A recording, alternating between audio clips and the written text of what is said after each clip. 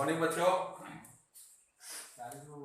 आज धातु एवं अधातु चैप्टर का ये अंतिम पॉइंट है क्लास 8 के लिए। धातु अधातु का आप लोग को रासायनिक गुण, भौतिक गुण, धातु किसे कहते हैं, अधातु किसे कहते हैं, ये सारी चीजें आप लोग को व्हाट्सएप वीडियो के माध्यम से मैंने बताया। और आज आपका इस चैप्टर का अंतिम है कि धातु और अधातु के उपयोग, मैंने जो धातु हमारे हैं जैसे में लोहा, सोना, चांदी, एल्युमिनियम, तांबा, पित्तल, ये सब आपके क्या है, मेटल्स है, यानी धातु है। और अधातु जैसे oxygen, carbon dioxide, nitrogen, hydrogen, ये सब हमारा क्या है, अधातु। तो इनका उपयोग किस किस क्षेत्र में किया जाता है ये जानना है। तो सबसे पहले देखिए धातु का उपयोग विद्युत तार का निर्माण में, विद्युत का जो तार बनता है जिससे हम लोग बिजली को एक स्थान से दूसरे स्थान तक अपने घरों में ले जाते हैं, तो उसका जो तार का निर्माण होता है, जिससे तार बनता है उनका एल्युमिनियम का बनता है, तांबा का बनता है, तो ये सब का जो तार बनता है वो धातु का होता है। तो एक उपयोग हुआ। दूसरा देखिए बर्तन, मशीन एवं उपकरण का निर्माण। बर्तन जो हमारे अपने घरों में जो प्रयोग करते हैं हम लोग, एल्युमिनियम का, अन्य बर्तन भी है, कांसे का भी है, स्टील का है, ये सब बर्तन जो हम लोग अपने घर में प्रयोग करते हैं ये सभी क्या है, धातु का बना। और मशीन एवं उसका उपकरण, मशीन जितने भी प्रकार के मशीन आप देखेंगे, बड़े बड़े मशीन आपके घरों में भी मशीन होंगे सिंचाई करने के लिए, तो वो मशीन का भी उपकरण जो बना रहता है, उसका जो एक एक पार्ट बना हुआ है वो धातु का बना हुआ है। तो ये दूसरा उपयोग हुआ आपका। तीसरा मकान एवं पूर्ण निर्माण। घर बनाते हैं हम लोग, पक्का मकान बनाते हैं, तो उसमें रड का उपयोग किया जाता है। तो रड जो है, वो जो आयरन है वो क्या है, धातु है। उसके बाद देखिए आपका गहने, गहने बनाने में, गहने का मतलब आभूषण जो हम लोग हमारे अपने माँ, बहन, आप, हम सब लोग पहनते हैं, तो सोने चांदी का बनाया जाता है। सोना और चांदी क्या है, ये भी आपका धातु है। उसके बाद आपका आतिशबाजी में, आतिशबाजी में भी इसका प्रयोग किया जाता है धातु का, जैसे मैग्नीशियम वगैरह।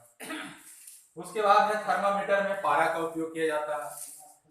जो थर्मामीटर से हम लोग क्या करते हैं, अपना फीवर को, बुखार जिसको कहते हैं, उसको मापा जाता है इस थर्मामीटर से। उसके बाद क्या है, एक्सरे हेतु, एक्सरे का जो मशीन बना रहा था उसमें भी धातु का प्रयोग किया गया है, वे भी धातु का ही बना हुआ है। उसके बाद देखिए विद्युत फ्यूज तार एवं खाना पकाने वाले बर्तन। विद्युत में फ्यूज लगा रहता है, वो फ्यूज का तार भी आपका किससे बना हुआ है, एक धातु से बना हुआ है। तो ये आपके कुछ मैंने धातु का उपयोग बताए।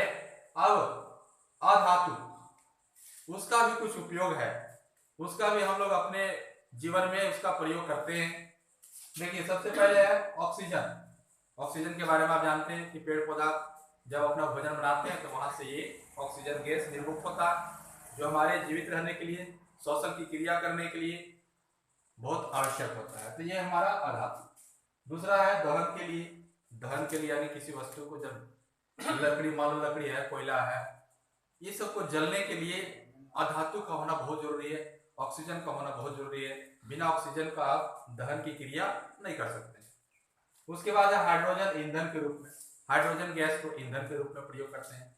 उसके बाद आपका है आयोडीन का रोगाणुरोधक के रूप में, आयोडीन का प्रयोग करते हैं, जो अधातु है, रोगाणुरोधक यानी ये रोग से बचाता है। नाइट्रोजन का भोजन संरक्षण में उपयोग, नाइट्रोजन का भोजन संरक्षण का उपयोग में किया जाता है, भोजन को सुरक्षित रखने में किया जाता है। आप देखेंगे अभी बहुत सारे दुकानों में प्लास्टिक में पैक सामान आता है, आप लेते हैं तो वो सुरक्षित रहता है, तो उसमें कोई देखे होंगे कि सामान कम है लेकिन वह फूला हुआ रहता है पूरा, उसमें हाँ भरा रहता है क्या, नाइट्रोजन, ताकि वो वस्तु खराब नहीं हो। उसके बाद है नाइट्रोजन का पौधे द्वारा प्रोटीन बनाने में, पौधों के द्वारा नाइट्रोजन का प्रयोग किया जाता है, जो उसका वो नाइट्रोजन परिवर्तित हो जाता है किसमें, प्रोटीन में। उसके बाद आपका नाइट्रोजन कार्बन के अपरूप जैसे हीरा, ग्रेफाइट, कोयले, माने कार्बन के जैसा अपरूप, उसी का रूप का जैसा, तो हीरा का प्रयोग करते हैं हम लोग, ग्रेफाइट का, कोयले का, ये सब का प्रयोग हम लोग अपने जीवन में करते रहते हैं। तो ये हमारा धातु एवं अधातु का उपयोग था कि किस किस क्षेत्र में हम लोग इसका प्रयोग करते हैं और किस काम में इसको हम लोग लाते हैं। अब है कि अंतिम आपको एक क्या कहते हैं उसको, सॉरी ये क्या मैंने, सोडियम और पोटेशियम, ये जो है इसको मिट्टी का तेल में रखा जाता है। क्यों रखा जाता है इसको मिट्टी का तेल में, ये आप लोगों को मैं बता देता हूँ। इसको इसलिए रखा जाता है मिट्टी का तेल में क्योंकि ये वायु के साथ में बहुत तेजी से प्रतिक्रिया करते हैं। वायु के साथ में जैसे खुला छोड़ दिया जाएगा तो ये बहुत तेज गति से प्रतिक्रिया कर लेते हैं, इसलिए इसको मिट्टी का तेल में रखा जाता है।